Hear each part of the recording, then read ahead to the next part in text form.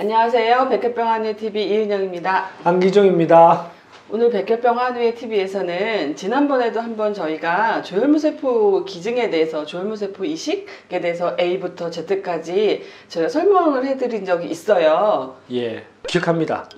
당연히 기억합니다. 표정은 기억을 잘 못하시는, 그렇지만 그 이후에도 여전히 관련된 문의와 상담이 많이 오는 편이에요. 예. 그래서 오늘은 조금 잘못된 오해, 이런 부분을 좀 속 시원히 오늘 백혈병 한우의 TV에서는 전달해드리고자 합니다. 예.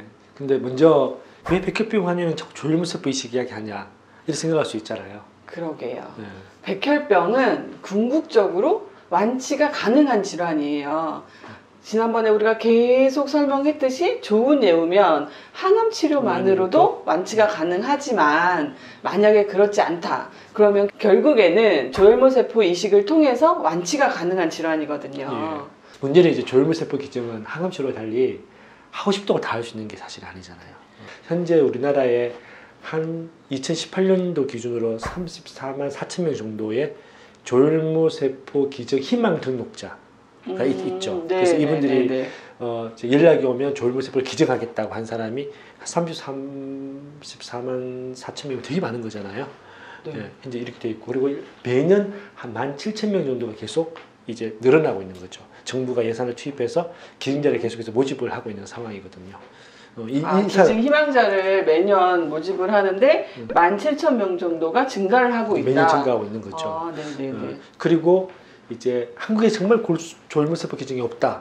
그러면 이제 해외에서 일부 그렇죠, 하는 경우가 있잖아요. 비용이 많이 들어서 그렇지. 예. 네. 조혈무세포 기증 희망 등록자 중에서도 사실은 여러 사정으로 기증을 거부할 수 있고, 해외에는 더 기증을 거부할 수 있는 사유가 더 많을 수 있을 거잖아요. 조혈무세포 기증 희망 등록을 한 사람들 중에서는 기증 거부율이 혹시 나와 있나요? 현재 좀 최근의 자료는 없고, 그 김현수 국회의원이 네네. 그 한 발표를 한 적이 있거든요. 근데 그 수치가 좀 충격적이에요.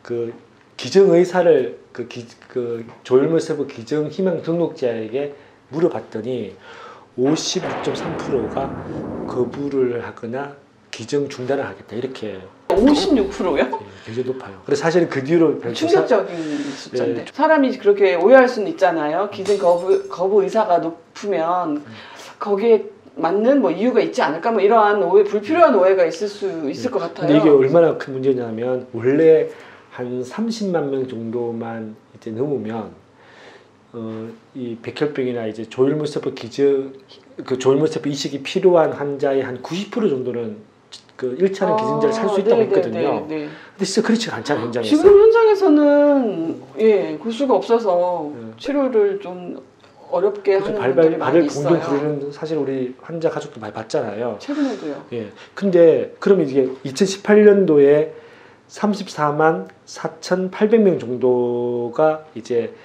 그 등록이 돼 있다 하면, 이 중에 56.3%면 계산하면요 19만 4,100명 정도가 사실은 이제 헛수인 거예요. 그렇죠. 등록 기증 희망 의사가 없는 거죠. 그렇죠. 아예. 그래서 사실 이분들한테 연락해도 이분은 기증을 하지 않을 뿐이니까, 그러니까 현재도 굉장히, 그러니까 조혈무세포 기증 등록 희망자도 사실 이 34만 4천 명까지 안 되는 상황이거든요.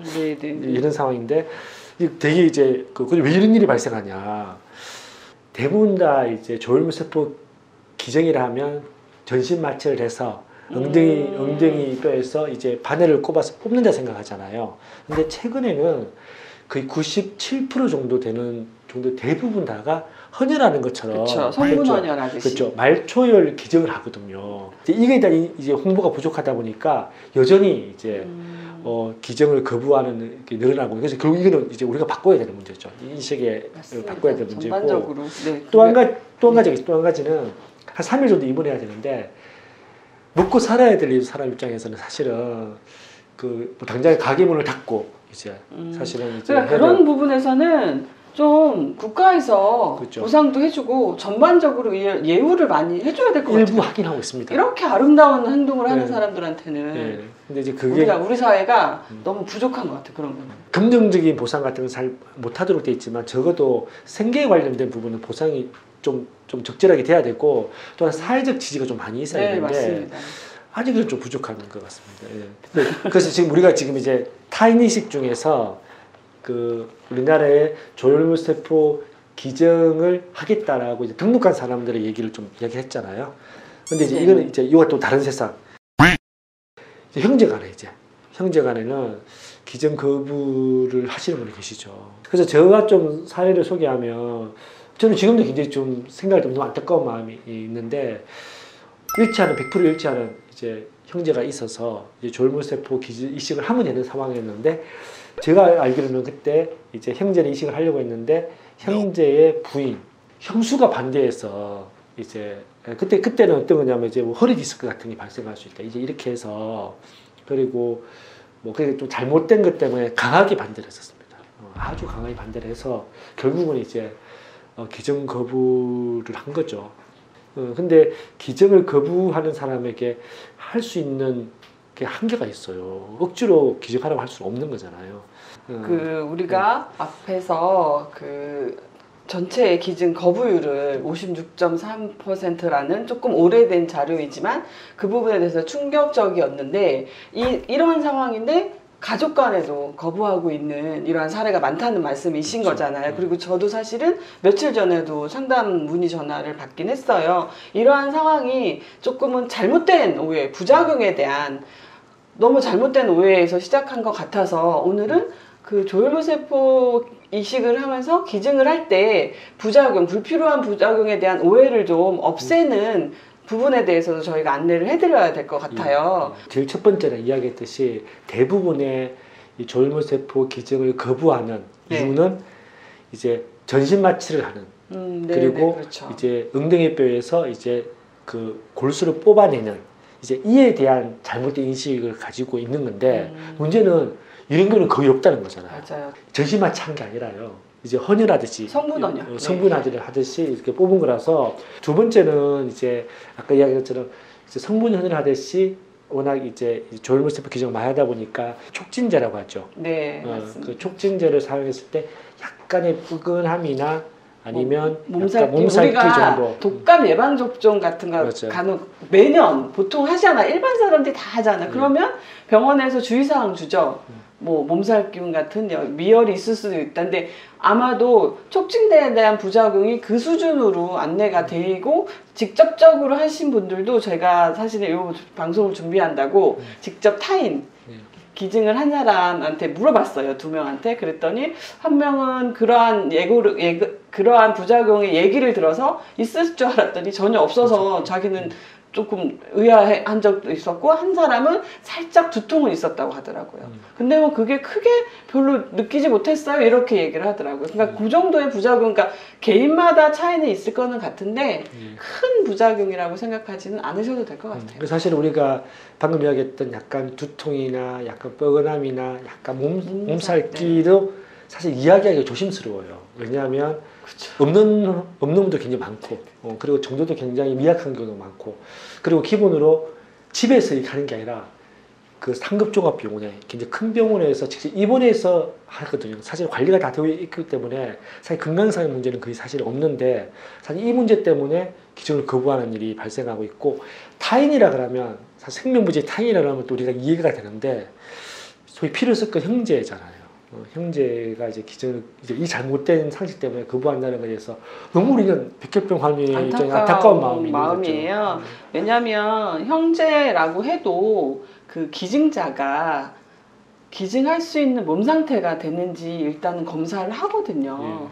적합하다는 일치에 나왔어도 만약에 뭐 지병이 있다던가 건강 상태가 안 좋으면 당연히 아무리 형제라고 해도 할 수가 없어요. 그렇죠. 근데 그렇지 않은 상황에서도 그 발생하지도 않을 잘못된 오해로 부작용에 대한 걱정으로 거부하시는 경우가 있어서 너무 안타깝더라고요. 며칠 전에도 다른 형제분이 전화를 주신 거예요. 한우회에 기증해주기로 했는데 일치해서 일주일 전부터 연락 두절이다.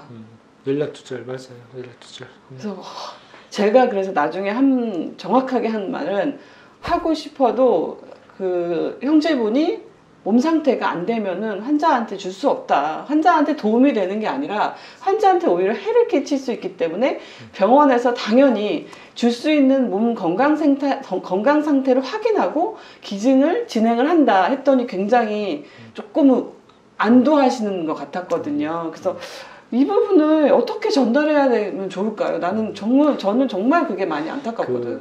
조혈모세포 기증은 장기 기증과 똑같아요. 그래서 기증자가 제일 중요하거든요. 네, 근데 그거는 이제 34만 4천 명 정도의 그 조혈모세포 기증 희망 등록자에만 적용되는 게 아니라 형제도 마찬가지예요. 주는 기증자의 건강과 상태가 제일 중요해요. 근데 기증자에게 뭔가 건강상의 문제가 있으면 아무리 형제의 간이라도 어르신이 승인을 하지 않아요. 그리고 당연하죠. 아까 이야기한 것처럼 질병이나 다른 문제가 있으면 그 조혈모세포 기증을 받은 환자는 당연히 더 안 좋은 상황이 될 텐데 그렇게 할 리가 없거든요. 적어도 조혈모세포 기증 이 시기라는 이 시스템에 가장 중요한 거는 기증자의 건강과 안전이거든요. 이 원칙이 있는데 좀 이게 뭔가 이게 좀 잘못 알려져 있고 잘못 인식되어 있는 것 때문에 너무 큰 피해를 보는 거고, 제가 앞에 이야기했잖아요. 그분이 얼마나 후에 입장을 바꾸어서 예를 들면 뭐 정말 부작용이 심하게 와서 몸살 정도 감기 몸살이 왔다. 그 정도만 지나면 우리 동생 형님을 50% 정도 완치시킬 수 있는 그런 기회가 있었는 거잖아요. 그 기회를 놓친 거잖아요. 사실은 네. 그에 대한 그 마음심적인 얼마나 부담이 크겠어요. 이게 저희가 백혈병 환우이다 보니까 다양한 사례를 접하잖아요. 안타까운. 저도 저희 오빠가 저한테 기증을 해줬을 때 오빠가 결혼을 한 상태였고 아이도 둘이나 있었거든요. 근데 그 당시에 저는 잘 못 느꼈는데 시간이 지나고 났을 때 오빠의 보호자는 저희 부모님이 아니라 결혼을 했기 때문에 저희 그렇죠. 올케 언니인 거예요. 그 당시에는 전신 마취를 했었으니까 예. 동의를 해줬기 동의했어요. 때문에 기증을 해줄 수 있는 거잖아요. 그러니까 저는 오히려 형제간의 우애도 더 돈독해졌거든요. 근데 반대로 어떤 사례도 있냐면 형제간에 해주기로 했던 형제간에 거부를 했어요. 그래서 2차적으로 타인을 조회해봤을 때 타인은 맞는 타인이 있어서 생명부지 타인한테 기증을 받고 그렇어요. 이 환자분은 오히려 뭐 수년이 지금 지났거든요. 건강해졌단 말이에요. 근데 거부한 형제하고 그 전처럼 돌아가기는 힘들다고 말씀을 하시더라고요. 그러니까 가족 간에 그런 사례를 들으면 또 그것도 안타깝고 안 좋은 결과로 최악의 결과로 사망하는 사례가 발생한 부분도 그 상황은 그 상황대로 안타깝잖아요. 그래서 저희는 적어도 가족 간에는 이러한 사례가 더 이상은 없었으면 하거든요. 예. 저는 그런 이제 후회하는 일을 하지 않도록 했으면 좋겠습니다. 염려스럽다. 그러면 해당 의료진이라던가 해당 병원 조혈모세포 기증 희망 등록을 하는 단체가 있습니다. 관련 단체에 상담을 해보시는 게 가장 빠르실 것 같아요. 네. 우리가 백혈병 한우의 TV를 하면서 현장에서 투병을 하는 환자분들한테는 희망을 전달해드리고 싶고 가족들에게는 간병을 하면서 불필요한 오해를 좀 덜어드렸으면 좋겠다는 취지도 있거든요. 백혈병 한우의 TV를 통해서 좋은 정보로 전달되었으면 좋겠습니다. 오늘 백혈병 한우의 TV 여기까지 하겠습니다.